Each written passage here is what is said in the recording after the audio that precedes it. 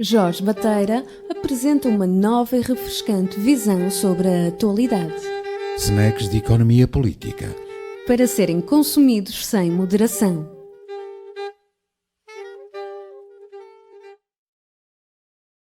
Bem-vindos ao Snacks de Economia Política. As eleições e as sondagens continuam a mostrar uma consistente subida da extrema-direita na Europa. Aliás, muito recentemente tivemos a notícia de que na Suécia as sondagens dão o partido da extrema-direita em primeiro lugar. Se não está exatamente em primeiro lugar, está a muito poucas décimas nas sondagens.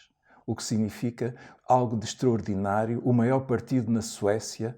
É certo que, tendo feito já alguma evolução para eliminar os aspectos mais evidentes do seu extremismo, mas é impressionante, a extrema-direita está a chegar ao poder na Suécia. Mas temos também, recentemente, o triunfo da extrema-direita, ou melhor, o segundo lugar da extrema-direita na Turíngia, num estado da Alemanha. Temos, sim, o triunfo da extrema-direita italiana na Úmbria. Salvini, o seu representante, ganhou as eleições numa região que tinha uma tradição de esquerda. E temos outros países, a Espanha aqui ao lado, com o Vox, que deu um salto para terceiro partido na Espanha. E em Portugal, não esqueçamos que a extrema-direita entrou na Assembleia da República. E mais do que isso, deu-nos há dias uma exibição da sua força e da sua penetração no corpo da polícia. Portanto, temos que refletir muito seriamente no que significa isto do crescimento da extrema-direita. Só fica perplexo com este crescimento da extrema-direita quem não percebe grande coisa do que aconteceu nos anos 30 do século passado. E é bom que recordemos que há uma semelhança estrutural com aspectos da condução da política económica e das dinâmicas sociais do século passado. É que nessa altura também os países não podiam desvalorizar a moeda quando havia desequilíbrios externos. Estavam no padrão ouro e isso impossibilitava as desvalorizações. Era uma cotação fixa de cada moeda relativamente ao ouro.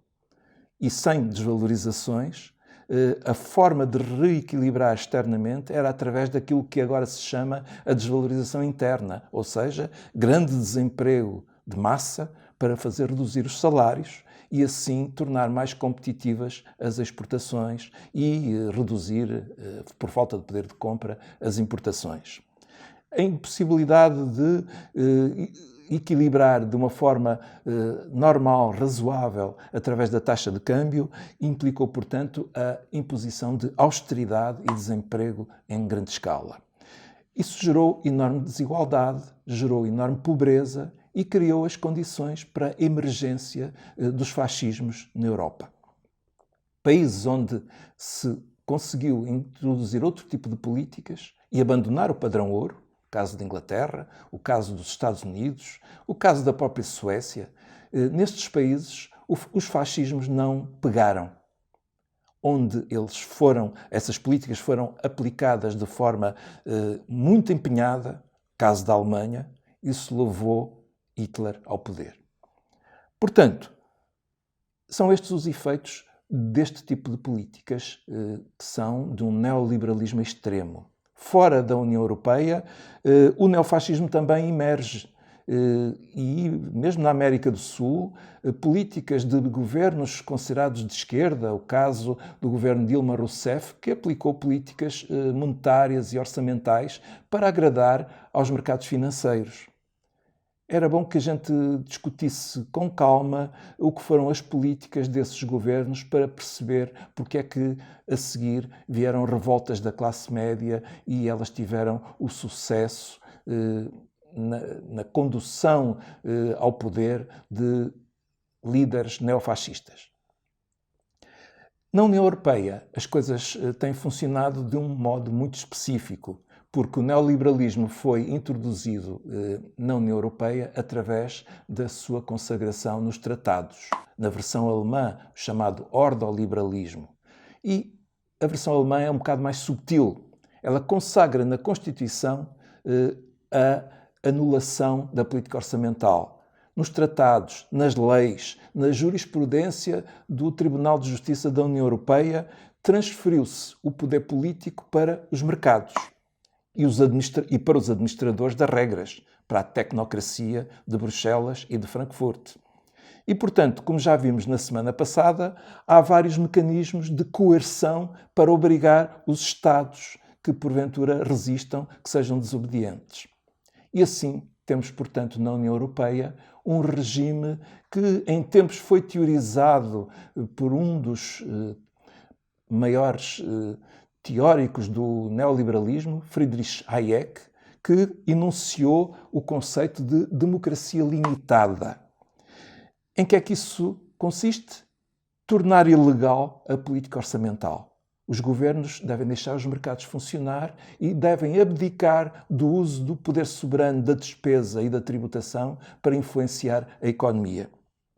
Impõe, portanto, regras de redução da despesa pública.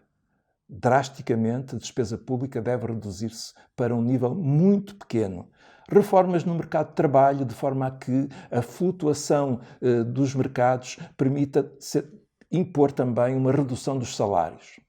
E a redução dos salários é fundamental não só para a competitividade das empresas, mas para conter e para submeter o poder negocial dos trabalhadores. Os mercados são, portanto, no âmbito do ordoliberalismo, o modelo ideal de organizar uma sociedade. Tudo na sociedade deve ser organizado, se não é um mercado, deve ser organizado como se fosse um mercado. Não estranhem. Quando ouvem falar de um hospital está falido, quer dizer que estão a tratar um serviço público como se fosse uma empresa com um balanço suscetível de falir. É evidente que não vai à falência, mas todo o jargão, toda a forma de entender o funcionamento de administração é como se fosse a de uma empresa no mercado. Tudo alastra nesta sociedade como se fosse gerida segundo as regras dos mercados. Até as universidades têm conselhos consultivos onde estão os grandes empresários para dar opiniões, para que a universidade oriente todas as suas políticas. Para quê? Para o saber, para tornar cidadãos mais conscientes, mais cultos, mais informados? Não, sobretudo por causa da empregabilidade. E é isto, uma sociedade cada vez mais mercantilizada, o que assustou imenso Karl Polanyi quando ele dizia: este neoliberalismo faz dos seres humanos, do trabalho, da moeda e da natureza mercadorias, que não são mercadorias fictícias, mas que ele trata como se fossem mercadorias. E daí vem grande parte dos nossos problemas.